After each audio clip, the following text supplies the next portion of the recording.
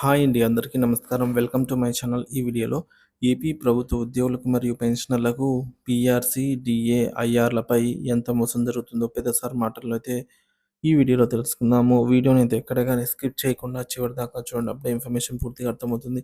Video చూస్తున్న ప్రతి ఒక్కరు వీడియోకైతే లైక్ చేయండి ఫ్రెండ్స్. ఈ వీడియోని తోటి ఉద్యోగ పెన్షనర్ మిత్రులతో అయితే షేర్ చేయండి. కొత్తగా మన ఛానల్ చూస్తున్న వారు సబ్స్క్రైబ్ చేసుకోకుంటే వెంటనే మన ఛానల్ అయితే సబ్స్క్రైబ్ చేసుకోండి. దీని ద్వారా నేను చేసే లేటెస్ట్ వీడియోస్ అన్నీ మీ వరకు రీచ్ అవుతాయి. ఇక ఆలస్యం చేయకుండా వివరాల్లోకి అయితే వెళ్ళిపోదాము.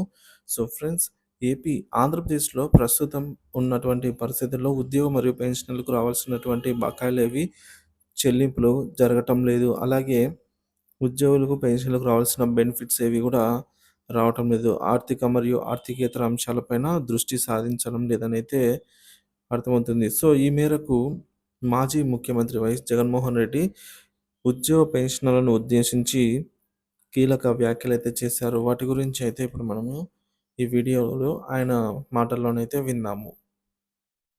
ఉద్యోగస్తులనైనా అంత బాగా చూసుకున్నాడంటే వాళ్ళను మోసమే.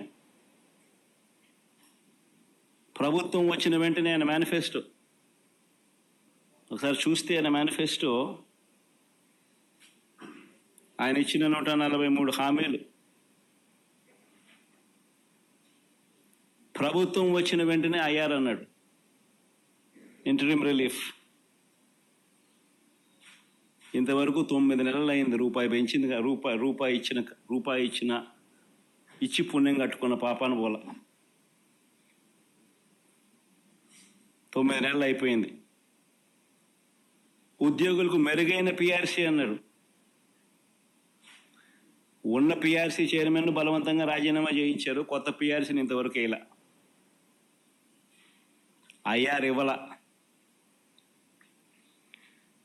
1వ తేదీనే జీతం అన్నాడు.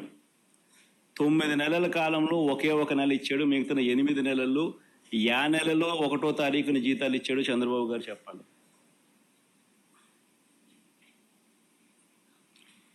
3 డిఏలు పెండింగ్, ట్రావెల్ అలవెన్సులు pending, surrender leave pending, medical reimbursement అన్నీ పెండింగ్. చివరికి ఉద్యోగస్తులకు సంబంధించిన జిఎల్ఐలు, జీపీఎఫ్లు కూడా తాను వాడేసుకుంటా ఉన్నాడు.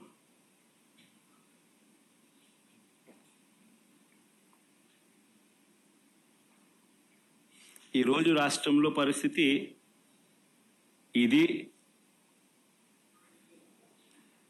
విధ్వంసం, ఆర్థిక విధ్వంసం అంటే ఇది.